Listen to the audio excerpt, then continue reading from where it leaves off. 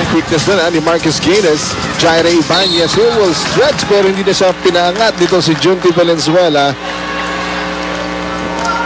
That's a good foul para kay Junti Valenzuela. You just make sure that the guy doesn't get a three-point play opportunity, but at the same time, make sure that you're not going to be called for a flagrant foul. So ito po si Jaire Ibanez, a product of the University of the Philippines Fighting Maroons.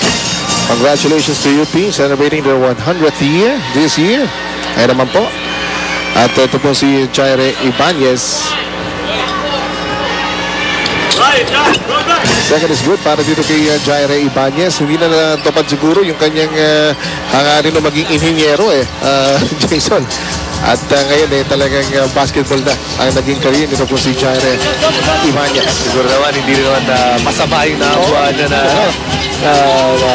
pay sa PBA. And of course, you know, you're getting to play a game that I'm sure that si Jaire loves.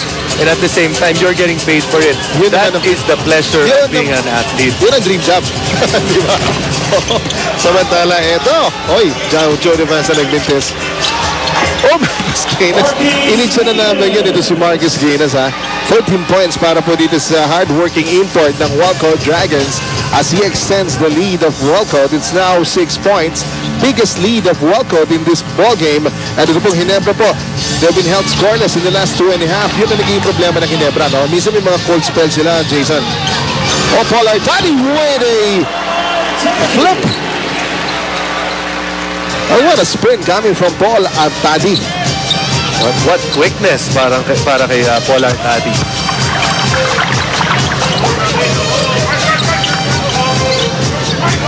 So 4-point lead para po dito sa Walcott Dragons. And right now, ito nakikita ng Ginebra dito ng Gene Kings na hindi push over itong kanila nakakalaman dito. They're playing a very relaxed team. Meanwhile, here's the spin move coming from Paul Artadi. And when you're small like Paul Artadi, kailangan marami ka mga ganong klaseng galaw, hindi ba? Para makakawala sa bantay mo. You know, that flip shot or teardrop na tinira ni Paul Artadi starting to work his way into his game. Alam niya na meron siyang quickness. It's all about finishing when he gets the point that he wants to be at. At yung teardrop na yun, mahirap sumalpalit para sa kanya. Masikip sa ilalim, ha? Pero Ryan Aranya. And now, with the pong Walcott Dragons, ha? Aba, talagang kahit papano na lamang itong itsa ng mga players ng Walcott Dragons, pero pumapasok kanina si Marcus Gaines. Kaya naman si Ryan Aranya. Kaya naman po itong parang kay Ginebra Gene Kings. Talagang hindi sila nakakasiguro dito sa laban na ito. O wag silang pasisiguro. Ayan.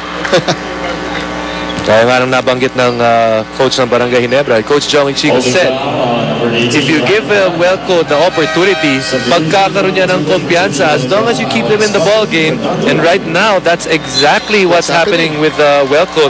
They're not even just in the ball game, they're leading the ball game. Opo, mga kaibigan, pagkat nung unang enkwentro nito, 105-70 ang final score po nun. Isa po sa pinaka-lopsided na panalo ng Barangay Ginebra sa kanyang kasaysayan. And Mark Aguiwa, sidewinder, won't drop. Another opportunity para dito sa Walcott Dragons. Slowly but surely, here in the second quarter, tumipick up ang Walcott Dragons dito, mga kaibigan. At ito pong Barangay Ginebra, they've been held scoreless. Gaines fires. Again, Ryan Aranya salvaging a miss shot. And Mon, neto, Coach Jong Ichigo looks upset already. That's the third time in a row na itong Walcott Dragons nakakuha ng offensive rebound and were able to put a stick back. And he's thinking, kailangan makakuha sila ng mga defensive rebound and not allow it to mga Dragons too many attempts at the basket. A shot from the right elbow. Mark Aguiwa. Ito si Mark Aguiwa. Itong nabilang mo, binibitawan ito. Pero may 10 puntos na ito si Mark Aguiwa. Again, Ryan Aranya sneaking in. Actually, that's a broken play dahil ang basa ni Joe Devance, kakat si Marquis Gaines, went all the way to the corner, nakuha ni Ryan Aranya. And again, Barangay Ginebra caught napping And no one even contesting that reverse by Ryan. Alam mo, dapat dito mabahala Barangay Ginebra dito. Pagkat nakangiti lahat itong mga Welcome Dragons. Habang naglalaro dito, even yung tira na yun, ni Ryan niya. Talagang, alam mo, tsura ng Welcome dito, nag-i-enjoy. Nag-i-enjoy dito sa laban na ito, Jason. Kaya naman po, mahirap ang nakakalaban di ba? Walang pressure. Relax na relax. Nag-i-enjoy pa sa ball game.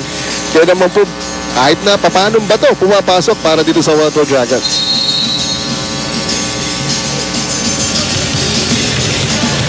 Kaya po mga kaibigan, eto sa puntong ito, punta natin si Peaches Sabirin. Peaches? Okay, just a little trivia about JJ Helterbrand. You might know him as JJ, as Mr. Fast, or even as Anthony Helterbrand. But actually, according to Kenito Henson's column, he was born as Lamberto Vicente Jr. At nagpalit lang siya to Anthony Helterbrand when he was 10 sa stage after his stepfather.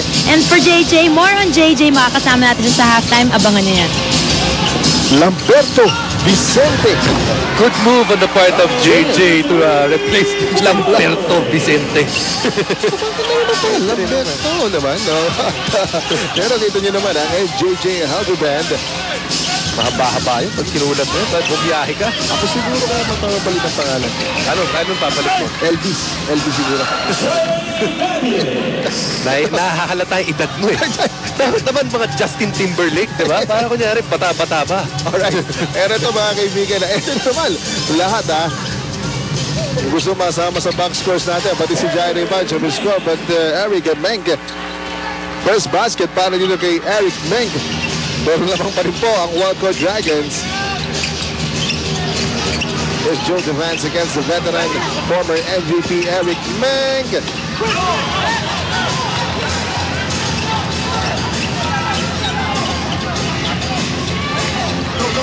At ito mga kaibigan, sumugod pa ito si Eric Meng.